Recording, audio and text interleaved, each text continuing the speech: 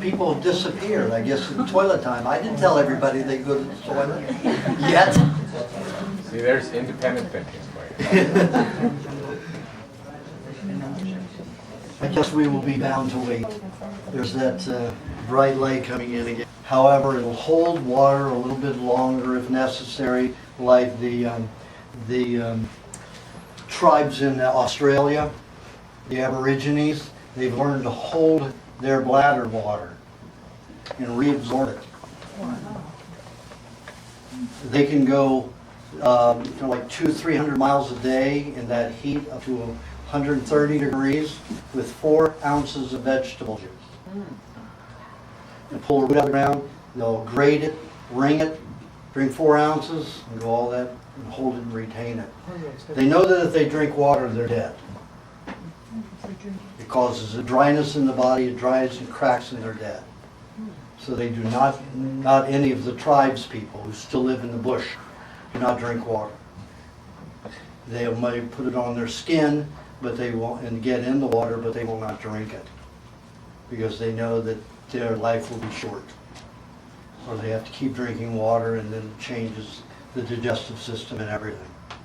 So the bladder can hold water and reabsorb the fluid in the body. And just remember that everything that's in the urine is in the blood. So that's a very important fluid. Everything but the red blood cells are in the blood is in the urine. There's still a few red blood cells in that urine, but it doesn't look red, does it? It looks yellow. It's got all the protein, it has all the fat, it has everything that feeds the blood, keeps the red blood cells and white blood cells alive in the bloodstream. And it is even feeding the rest of the body since the lymphatic systems are so compromised. So the Indians, the East Indians, used urine therapy to heal many of their problems because many of them are vegetarian. So they don't process from vegetation, they don't process the proteins and utilize them the first time through. So a lot of them use urine therapy to drink their urine, and it resolves a lot of problems. It's a very antiseptic, nourishing fluid. When I was a vegetarian, I had to drink my urine, or else I got very weak. I didn't have coffee to rely on, I didn't have Benzedrine to rely on, except those that were still stored in my body and would detox once in a while and I'd be wired. But normally I had to drink my urine at least twice a day to get enough protein to function. When I turned to a raw meat eater, it was almost impossible to drink my urine because then I was getting too acidic. So I became like other animals that didn't need to drink my urine. I remember my mother, when I told my mother about it, she said, well, yeah, when I was a teenager, you know, back in the early 30s, she had terrible acne. And the neighbor woman told my mother, my grandmother, my mother's mother, that she should wash her face with urine, her urine. And my mother was so vain, she didn't want the acne, she washed her face with urine and the acne went away. And anytime she had acne, she used urine to wash away. But what she was really doing was feeding fat, good microscopic amounts of fat into the cells, into that area, so when the toxic substances came out through the pores, the skin was not irritated, the skin was protected. It also had acetates that were reduced to very fine molecules that would go in there and reduce the poisons to the acetate fluid so the white blood cells could go back and recede and get back into the system. So the body didn't have to lose a lot of white blood cells binding with those toxins as it came out the zits. And that's what zits are. It's toxins leaving through the pores. Those toxins are so toxic, and the white blood cells surrounding them and escorting them out of the body cause such swelling, you know, cause the stretching of that pore like a rectum that gets split and bleeds. That's what happens in a zit. That is the experience of a zit.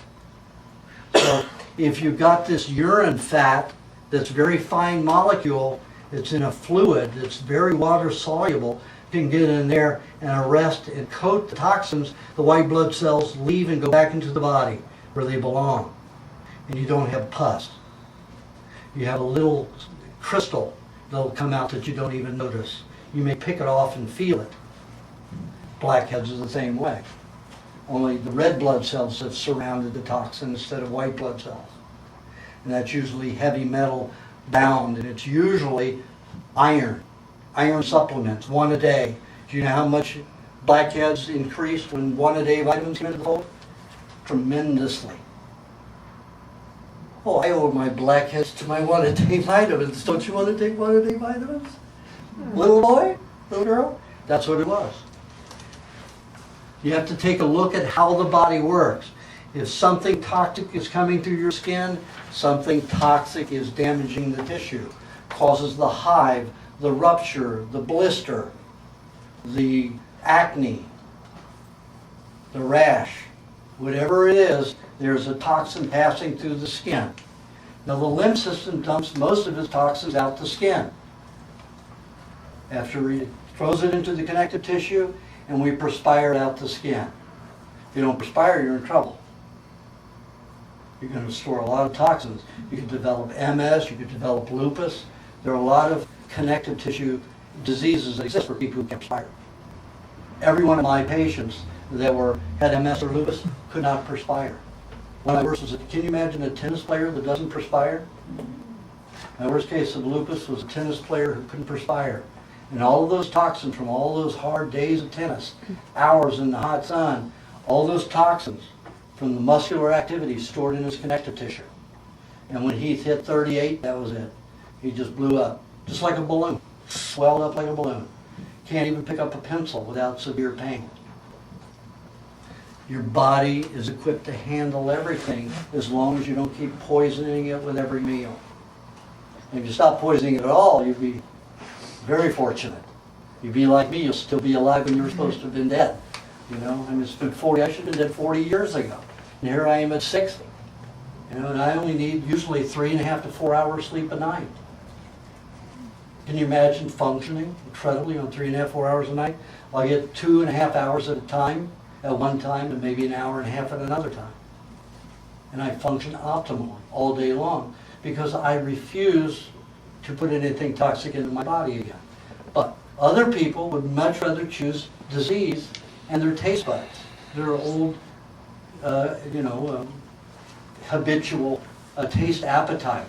And I have no judgment over that. Because who am I to judge? I've been diseased a lot of my life. And that was my exploration and travel. So if somebody wants to enjoy donuts and and chocolate candy and stuff like that, and have a disease, I'm not qualified to judge anybody. If somebody wants disease, you're welcome to have it, if you want it. I am just at that point where I'm 100%, I will not eat something that will damage my health. Well, I've suffered enough, I don't need to go there.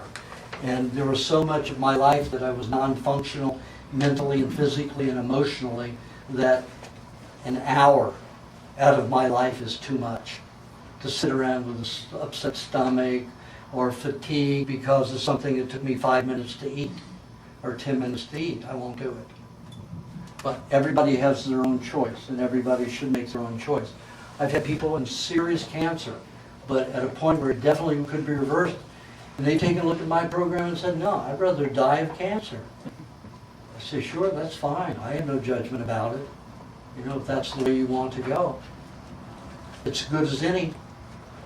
But I'm just, here to let you know that you can live a different way. And you can utilize as much of my knowledge as you want, or as little as you want. Doesn't matter. It doesn't matter to me as long as you don't impose upon my health, like the FDA and health departments are, trying to take my raw milk away, and raw foods away, and raw vegetable juices, and fruit juices, and all of that. That's where they're stepping over the line. They step on my feet. I don't relax and take it. So, okay, we go down into the gonads. Now we have the ovaries and the testicles, and we know what they're all for. They're all for pleasure, right? All for procreation and pleasure. depending upon your preference. So, don't have to talk about those.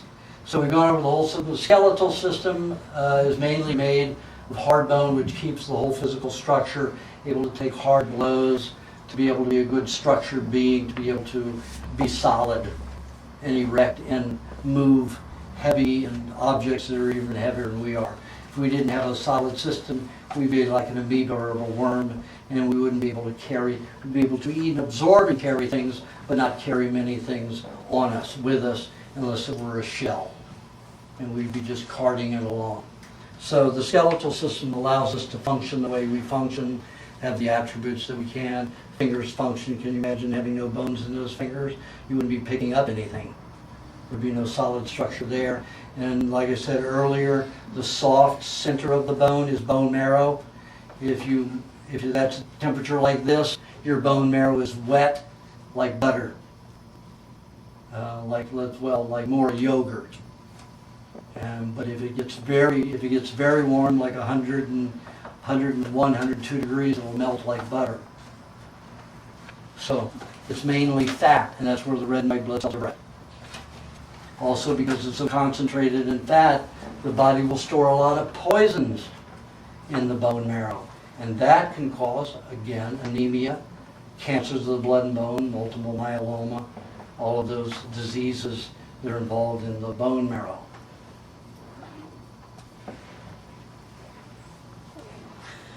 Okay, next we're going to go into food. Nobody likes food, right? Food, what do we do with food? Well, we talked about digesting food. That's how we derive the nutrients from food. So we have protein, we have fats, and we have carbohydrate, or the normal divisions.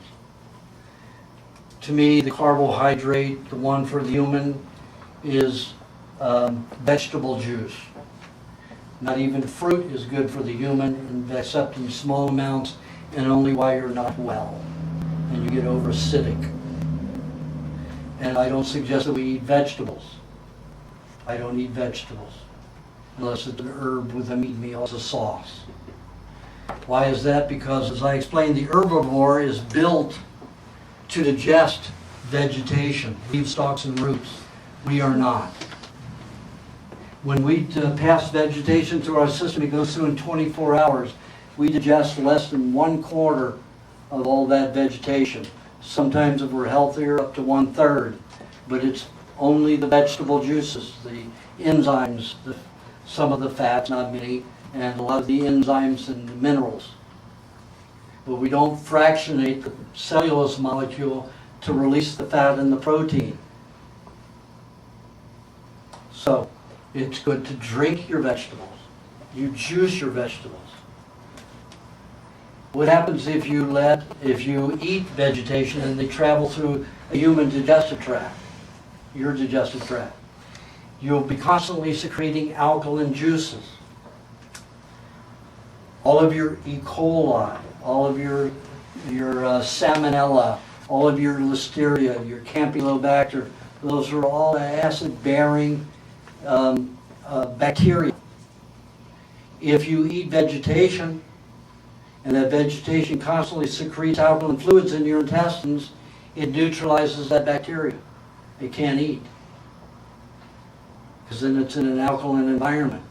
The hydrochloric acid is neutralized, so it won't digest your protein. It won't fractionate them, so the bacteria can eat them. So how can we get vegetables into the system without turning the intestines alkaline? Vegetable juice goes into the stomach, doesn't secrete hydrochloric acid because there's no protein in it, or very little. Moves into the duodenum where it starts digesting. Any microfats that are in the juices will be mixed with some bile, and then are all absorbed within the first 3 inches of the intestinal tract. Maybe a little bit of pulp got through in the vegetable juice, but not enough to cause indigestion. So vegetable juices are very important. Now, if you have somebody who has a very, very poor digestive tract, like not like Crohn's. Crohn's is one that I wouldn't suggest that with, but they've got inflammatory bowel syndrome. you might eat a salad once a week, whole vegetables once a week, twice a week maximum, and you do it as your last meal of the day.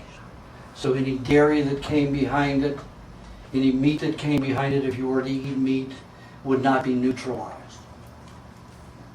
So when you wake in the morning, you've got an acid system again, after the vegetables have passed through, and whatever you eat will never catch up to it. As it catches up with it, it'll be neutralized. So that's the only way I suggest, and the only reason I ever suggest a whole vegetable salad. Otherwise, it should be liquid. Okay, proteins. Now, this is a lot of people believe that we should eat meat. And when I was with the Shivananda community, they were of that ilk. In fact, they were of the ilk not to eat dairy when I was with them. And that was harmful to me. And now, the Shivananda yoga communities allow lacto-ovo, and which is so important. Like I said earlier, there's a lot of people I know that only live on milk and eggs, and they don't need the meat. They do okay without it. However, my experiments with a lot of very sick humans, they could not heal quickly without raw meats. So if you're in danger, like the Dalai Lama was going more and more toward vegetarianism, becoming a complete vegetarianism for spiritual reasons, then he got very sick. And a friend of his, a very dear friend of his in this country, who built him an ashram, Fred Siegel, who's on my diet. Fred Siegel came to me at about 66 years old, and he was like this, and as skinny as an Auschwitz victim. And his wife had been vegetarian for 10 years. His wife was 30 some years younger than he was, and got him to go on vegetarianism, wasting away. So he got on my diet. Within a year and a half, he was all standing up straight, gained about 40 pounds, and looking strong and healthy. And his vegetarian wife says if he ever goes off your diet, he's out of the house.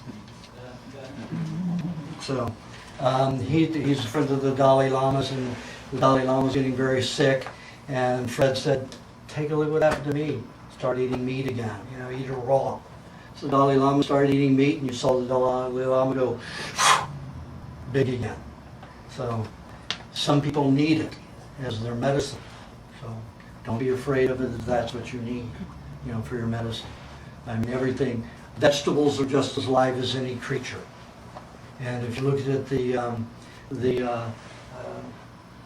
the results of the experiments of Baxter from the late 60s and early 70s, he put the lie detector, which can register emotional activity, on plants. And when something was killed or destroyed in a room with a plant, the plant would react. If you took a plant near that plant and ripped it apart, the other plant would react. He also noticed that the plants in his house, during his experiments, would react at a particular time of the day, in a 20-minute period, get very emotional for that 20 minutes every day. And he realized that a flush usually followed that activity. And there was a toilet in the office building, upstairs on that floor, on that level, and right juxtaposed to his office. And they had those antiseptic little discs that they put in there that stink so terribly, like mothballs, which cause brain tumors. And he noticed that when urine, because you have live blood cells, you got lots of white blood cells and some red blood cells in the urine. So the men were up there urinating urinals with these discs, and it was killing the cells. When he went and pulled out all of those, one day he went and took out all those discs, and the plants didn't react to the people urinating and flushing. He also took plants and put them next to he boiled a lobster, and he noticed that this plant started going crazy when he boiled a live lobster. They always react. There was the experiment which he called Daisies Tell the Truth. He put 11 daisies in a room and had 7 people, I think it was, walk through the room One of them, they were all instructed, one of them get the gumption to just destroy, all but one of the plants. They go in there, rip to pieces, do whatever came in after were not to do anything. They just come in and go out. So nobody knew who did the destruction. Then he put the diodes or the electrodes on the remaining plant that was not hurt. And had each person walked in, and the person who had killed the plants, it reacted. So plants are just as intelligent as animals. So when you eat plants, you're eating live things. You're killing a plant, just like you're killing an animal. So you have to take a look at that philosophy thoroughly and deeply when you feel that if you need meat and you're afraid to eat it for spiritual reasons, you have to look at the whole of our creation. Everything is alive. Everything has intelligence. And I don't like the feeling of class distinction between, plants are not as highly evolved as animals. Without plants we wouldn't be alive. They're very highly evolved. To me, everything is equally highly evolved. So we all give a great deal to this environment and planet. Even this cancerous human creature that's on Earth, that's eating up the system and making it toxic, has a reason. So we need to consider, why are we going through all this? What is the reason for it? Do we want to reverse it before it continues? Those are all questions each person has to answer. But on a dietary level, it may be very necessary for some people to eat meat. Like I said, in my animal experiences, both human and other, healing was increased rapidly with meat consumption, raw meat consumption, not cooked meat, raw meat consumption. So some people can get fine on 1 meat meal a week, 3 meat meals a week, but after I ate a poison mushroom in 1981, and it destroyed 65% of my red blood cells, so it gave me multiple myeloma again. And I was just feeling like I was on top of the world, and all of a sudden, bam, I hit the bottom again. It took me 6.5 years to recover. And I was only eating the raw meats, about 3 days a week, 1 time a day. And then after about 1.5 years of eating that way after the poison mushroom, I decided I had to do something different because I was abscessing in my mouth, I was having blood problems everywhere, and I was mostly non-functional, just like when I had cancer earlier in my life. So I began eating meat twice a day, eating about 1 pound a day. The results were phenomenal. I started healing rapidly. A lot of people say, well, that's because you had your stomach surgery and all that other stuff. I said it could be. But you have to consider, if I'm eating a lot more meat and I have no hydrochloric acid, how am I digesting it? There's something exceptional going on in my body that it can digest that meat in the first place. We still, like I said, we have lots of hydrochloric acid that secretes throughout the small intestine. Carnivores, dogs and cats, have 15 times the hydrochloric acid that we do in the stomach. But we secrete just as much as any canine and feline in the small intestines. If we count that's in our stomach and that's in the small intestine, we have the same amount. Dogs and cats digest their meats in 10 hours. We digest it in hours in 16 to 20 hours. Gone in 24. Out to the feces. Dogs and cats have a movement about every 12 hours. So they're built to digest the meats faster than we are. Not that we're not built to digest meats, because obviously we are, or animal products. And eggs are a very important part of that product. But in experiments with eggs again, even they're high in protein and fat, the protein doesn't seem to be mature enough to generate enough healing and growth hormone. They will help rebuild and reconstitute a cell very, very well, but it doesn't help increase the cellular division to increase more cellular life in the body. So that's been my experiment with thousands of people. So if you're mainly a milk and egg eater, wonderful, you're going to get healthy, you're going to get strong. With those cells that you have alive, you're going to keep reproducing cells at a good normal rate. But if you need increased healing, then you might try raw meats, just to increase that. I do it because it takes 40 years, I still do it, it takes 40 years to replace every cell in the body, 5 times. The work of Howell and Pottinger, they took cats and rats. Pottinger took 900 cats over a 10-year period and fed them different diets. Fed them raw foods that was normal for their, carnivore diets, and it fed them the same things cooked and then processed, cooked and processed. And the more processed the food, the more advanced and chronic the diseases were. Powdered, evaporated milk was the worst, created the worst diseases. And what do we send over as care packages? To all those poor people, all those poor starving children in Africa and Bangladesh. Evaporated milk, because they know what happens. They know they're going to kill them and then take over their resources, and it is that ugly. A country that has no population, they get all the resources, they don't even have to go to war. So, and that's been going on for a long time. You kill them with starvation. Very easy process. So when you give donations in the future, you make sure that you're giving donations that are not going to poison those people.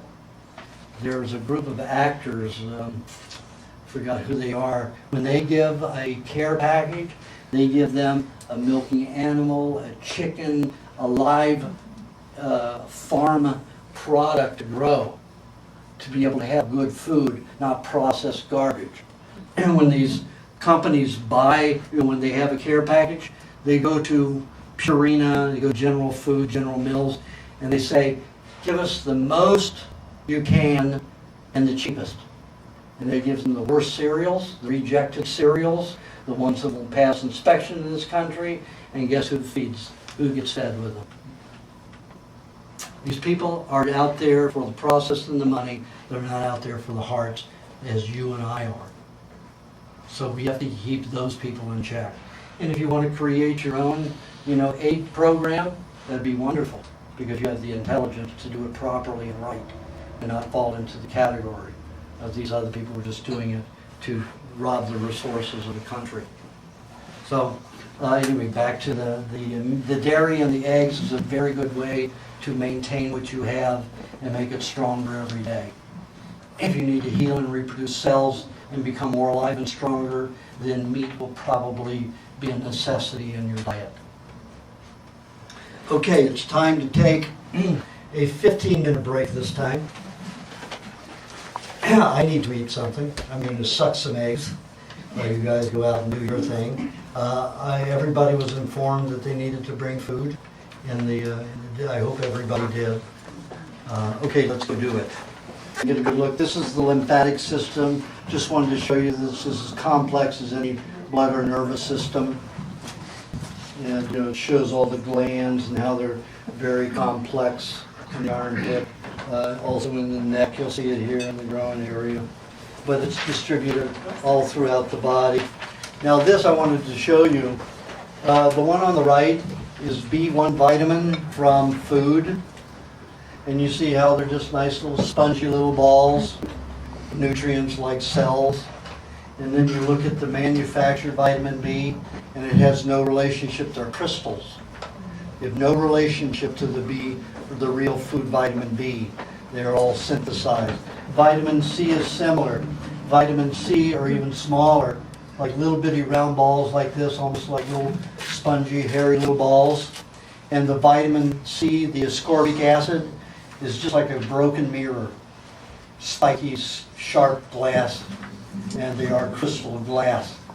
And they go through, cut the system out, and they start lacerating cells all throughout the body. And the body goes into emergency and stops any detoxification, any flu or any cold, which is a detoxification, and it stops it.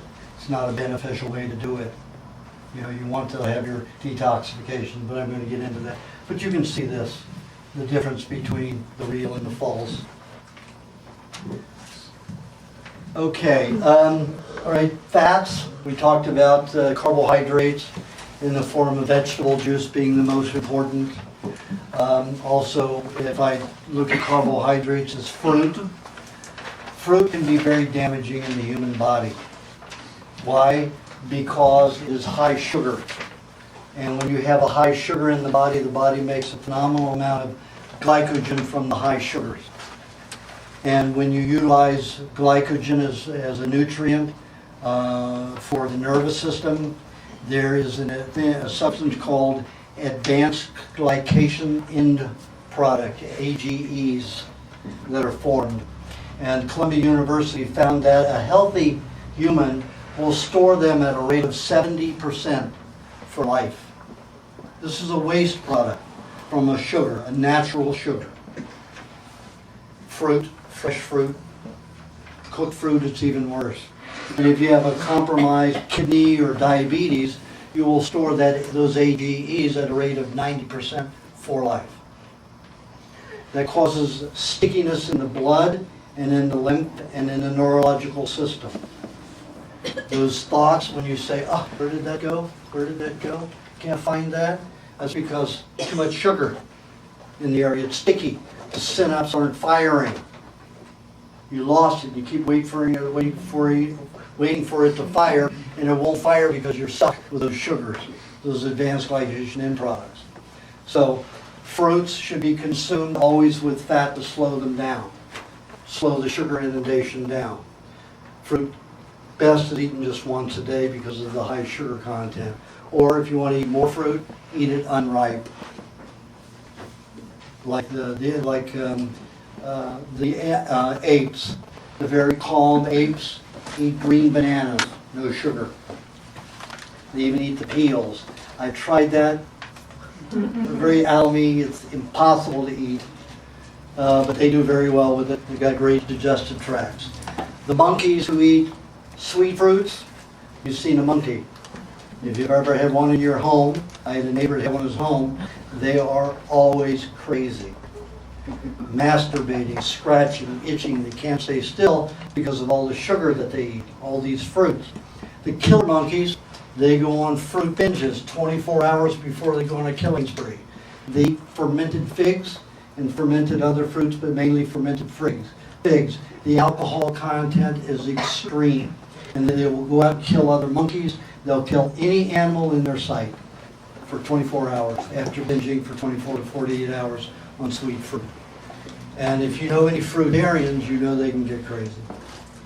I know I was. When I was a fruitarian, I could get crazy very quickly, especially having been a diabetic.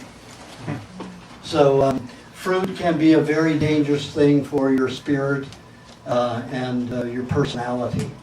So I always say eat a lot of fat with it to slow it down, and only eat one a day. And I'll get into the complexity of that after I get through talking about the specifics about each food. So the fats are the most important nutrient in our toxic society. Why? Because, as I said, poisons store and are harnessed by fats. They keep us from being damaged. Fats are important. Anybody who makes fun of you because you're fat, say ha ha, weakling, that you're going to die quickly or you're going to get all sick in your older age, ha ha ha. I'm fat, I'm protected. And I mean that. Now I'm fat. You don't believe that? I'm fat. I'm 22.5% body fat. That was a month ago when I left my home where I had the scale. And I'm bigger than I was then, so I'm probably about 24% body fat. And what does that mean? 24% body fat is about almost her size. Why don't I look like her? Because I've been eating raw fats since 1972. No cooked fats. So, when you cook a fat molecule, what happens? It swells 10 to 50 times its normal size. You get that? 10 to 50 times its normal size. Yet, if you compare me with an athlete, sure, I have more fat, I'm not ripped. I got all this, don't exercise, this is it. This is my exercise.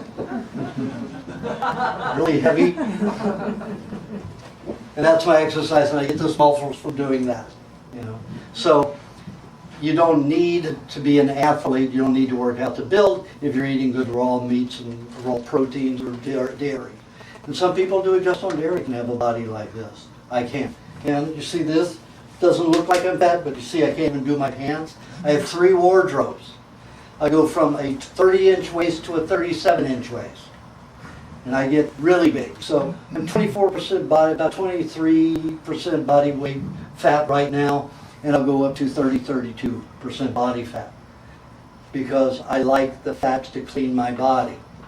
I like the fats to attach to the chemicals and toxins, especially the chemotherapy that I had for 3 months. And it's still coming out of my body. Just a week ago, I had it coming out of my mouth, this whole area here, and I had AZT. Anybody know about AZT? The year after they gave it to me, they deemed it too toxic for human consumption. So they put it in the vaults. How much did they put in the vaults? $280 million worth. Guess what they did with it? When the AIDS came out, they said, oh, it's good for AIDS. No testing. They want to get rid of it and kill some people. So they've been using the vaults full of AZT to give to AIDS people with AIDS. That's the pharmaceutical and medical industry again. You have $280 billion, you're not going to let it go to waste. You got to make a profit. Give it to the people with AIDS. So I had it coming out of my mouth, I taste it. Just like antifreeze, I can taste it. Still coming out of my body. As I started to say earlier, the tests with Pottinger and Howell, when they tried to reverse the diseases of those animals, it took 5 generations. 5 generations of animals to get to a healthy state. Well, for us, 5 generations would be 7.5 years each. Takes 7 to 7.5 years to replace every cell in the body one time completely. And that's mainly the bone cells that are last. So 7.5 times 5 is what? 40 years. Almost 40 years. So right now, I've got 14 years to go for my 40 years is up. I'm already satisfied. I'm 60 years old. I get younger every day. I get more capable every day. I get even more focused every day. And I'm not getting old and deteriorating because I'm eating properly and focusing. That's mine.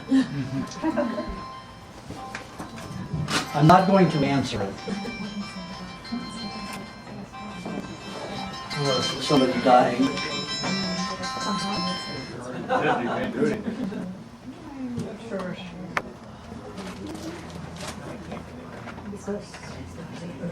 Won't turn on. Says I'm not going to do it. I'm not going to do it. Okay, so the fats are in many different forms. We have avocados, we have meat fats, we have dairy fats. All of those are pretty good. Coconut fats, but only the animal fats will stabilize you and bring you calmness. Avocados will not do that except for a very limited period. Coconut fats will do it for a limited period. But butter and cream are the best. Cream settles the nerves quicker than anything. If you feel out of sorts, drink raw cream, lots of it, and you'll calm right down. Eggs are very good. There's a quick source of protein and fat.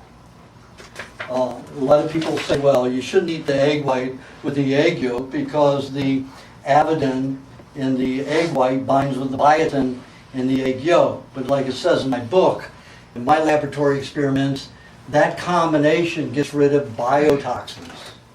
It's a pretty good thing. So it doesn't mean I'm deficient in biotin. I eat up to 50 eggs a day.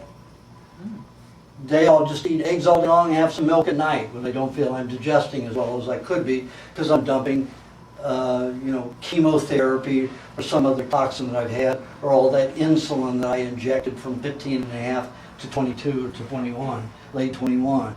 So all those poisons dump into my digestive tract, I stop digesting. So then I'll just eat eggs because they can digest in 16 to 23 minutes and quickly. And they're very good, but they will not stabilize the body. They won't calm it. They won't relax it. They'll give you good fuel protein, they'll keep you focused mentally, but they will not calm your system. Cream is the best for that, and butter. Butter and honey combination is good too for that. Now the other fats, like a lot of people say, well, how about coconut oil and olive oil and stuff like that? Just remember, any pressed oil is a concentrated oil. It has no water-soluble vitamins. It has no water-soluble enzymes. And usually they work in a good juxtaposition and congruously with each other. And if you don't have them together, you're concentrating one nutrient and counterbalancing another, and you're going to be like on a seesaw. It's like taking vitamin supplements. You dump all these vitamin supplements, which are not natural anyway, and you create all this one-sided, and they always say, well, you've got an imbalance, you're low in this. How do you know? You got one blood test? Let's say I give you $1 million a day to spend. You spend it. Are you poor? No. You're not poor. You get $1 million a day. So you get that many hormones and that nutrients a day. You eat it all the time. You're supplying it all the time. At the time they take the blood test and you've used it all, does that mean you're deficient? No, because your body's manufacturing, eating it all the time, you're creating new substances. But the pharmaceutical industry knows that if they can smoke and mirror your thought processes and your logic, you'll take supplements. Remember 40 years ago, the pharmacies and the medical professions said vitamins and supplements had nothing to do with your health. They will not help you. Now that they're in the business, they're selling them. You know, it's just racket. But like I said, and you see in that, you know, those pictures going around, the synthetic vitamins are not natural vitamins. The vitamin D, told you what that is. It's all dangerous stuff. 99% of the vitamin E that is out there on the market comes from Fuji and Kodak. Fuji and Kodak? What do you mean Fuji and Kodak? Yeah, they're a chemical byproduct of developing fluid, is what vitamin E is. It is so toxic and so dangerous that they used to have, and they're still required if they bury it in the earth, they have to have 12-foot thick concrete walls in stainless steel barrels that will not rust and decay. So they were paying millions and millions of dollars to scientists every month to come up with a solution to do with that toxic waste. So they wouldn't have to spend hundreds of millions of dollars a year to store that toxic waste byproduct. And one of the scientists said, you know what? The molecular structure of this is 72% similar to vitamin E. Let's call it vitamin E. And that's exactly what happened. Now they bottle it, put it in pills, and give it to you as vitamin E. Has no relationship to vitamin E, the food vitamin E. And all the food vitamin E that's sold you, so it's natural vitamin E, they'll put 5 units per 100 units of vitamin E that's extracted from soy or corn. The other 95 are that Fuji and Kodak chemical. You want to develop film? Swallow some. If you're taking a lot of vitamin E. I saw what vitamin E did to somebody. Diane Cannon, when I worked at Aunt Tilly's health food store, when I was experimenting with vitamin supplements, she would have to eat 2 bottles of that a week. I'm talking about major bottles of vitamin E. Her skin got translucent thin. You could peel it away. And she got crazy.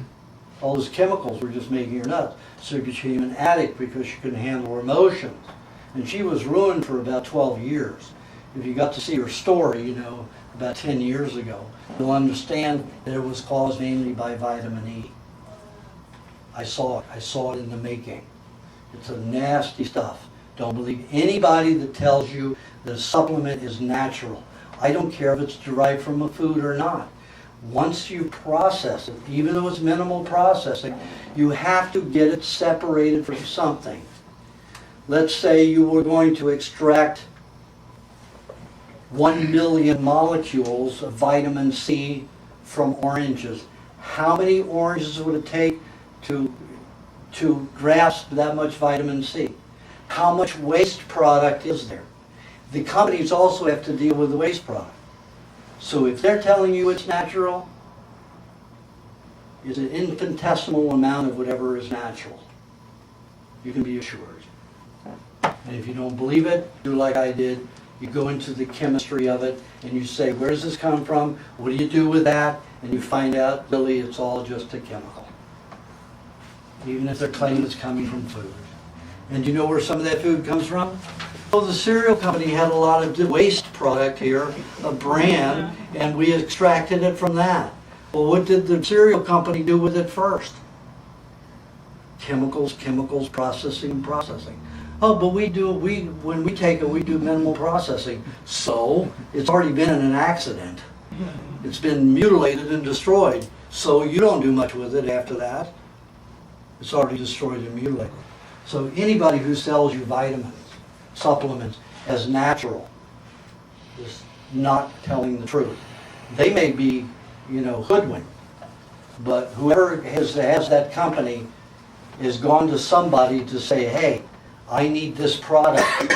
How can you do it for me naturally? And of course that chemical company is going to say, oh, we'll do it for you naturally. But they won't tell their process. Why won't they tell their process? Because then you wouldn't buy the product. And you wouldn't market it and sell it as natural. So there's a lot of fallacy out there. A lot of fraud for money and everything. If you want to know if you're eating food that has vitamins and nutrients in it, you eat the raw food. You know it's in there. And then you don't have to worry about it. And the amount of vitamin C in an egg or in a slice of meat is much, much more than you'll get in any orange.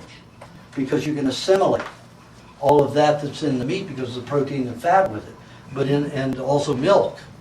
But you cannot assimilate much vitamin C out of an orange. Why? Because it utilizes fat. It goes in and attaches it to fat and robs your body of fat. Take a look at Linus Pauling. Was he a calm man? Was he a fat, calm man? No, he was a skinny, erratic man. Everybody, Walker. All these people who were, vegetarians, they were also not calm people. Walker was out of his mind. That was the guy that, the nutritionist that Monica's mother, in my book, if you read that story about Monica with the peritonitis, her mother sicked Dr. Walker on me. And Dr. Walker's the one that said, let her take the antibiotics and do what you can to help her recover from the antibiotics. And I said, why? He said, because it's your butt. I said, wait a minute, this is a person. You do no harm. You just don't cover your butt. You face the battle of the challenge. He said, no, you don't. You go down. Then you won't help anybody. I said, well, that's where you are. It's not where I am. But he was skinny and frail, and again, skinny and frail people don't have any fat to protect themselves. These objects go in and irritate their nervous system.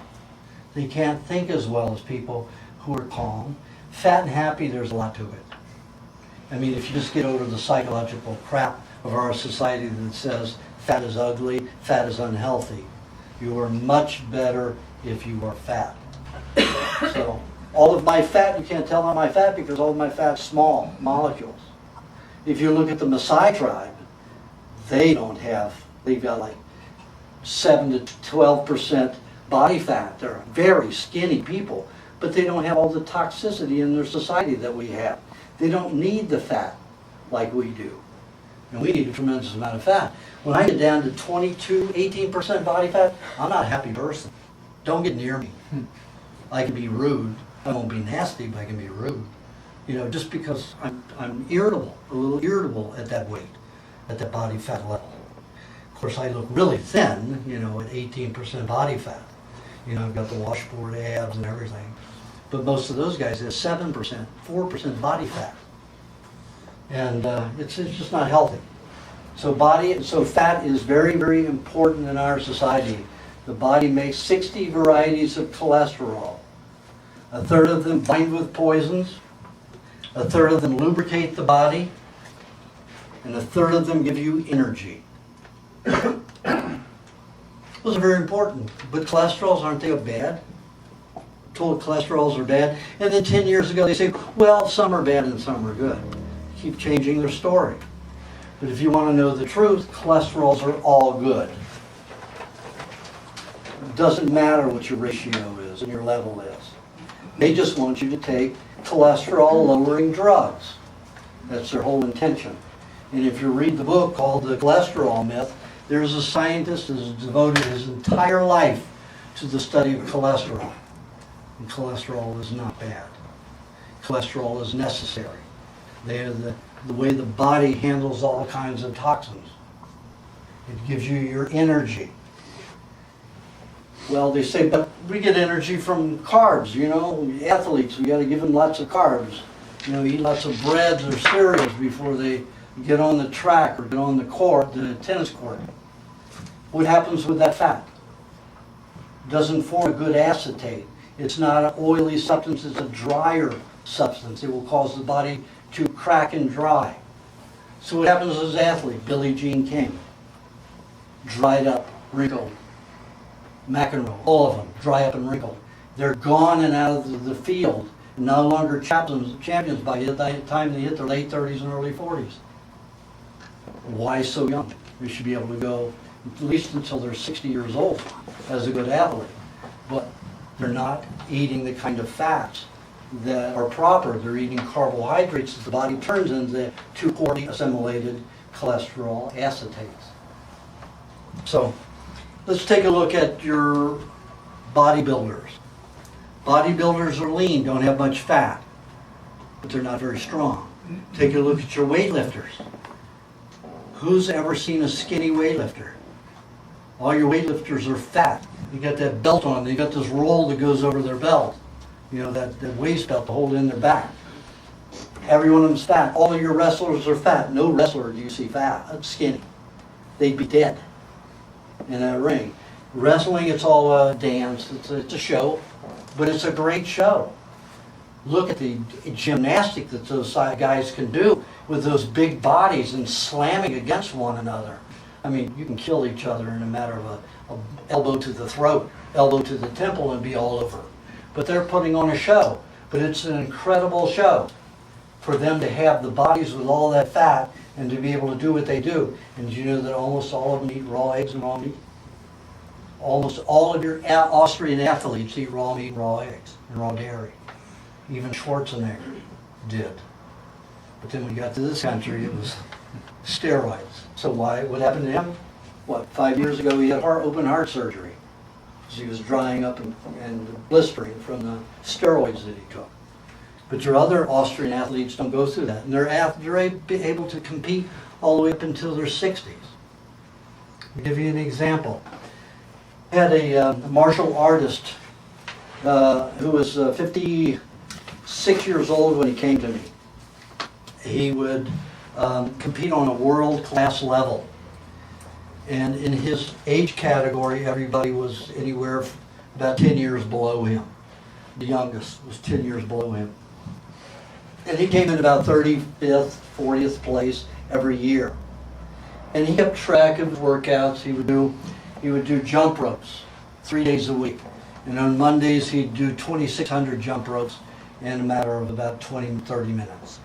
Then on Thursday, I think Wednesday or Thursday, he would do about 7,600 jump ropes in about 35 minutes.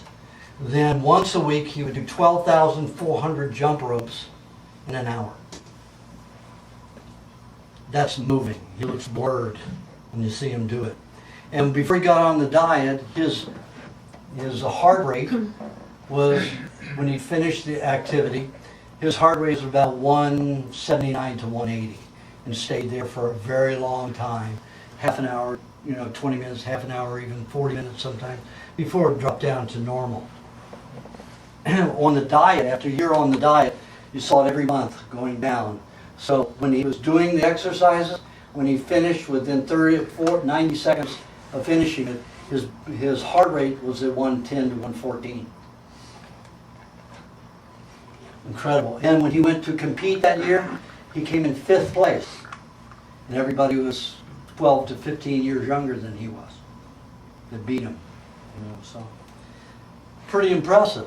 When you start getting the right foods in the body, it's really impressive. I had two Marathon runners, one from Vegas, he was on the diet 2.5 months, got 20 minutes off of his time. One in New York in 4 months, almost 4 months, took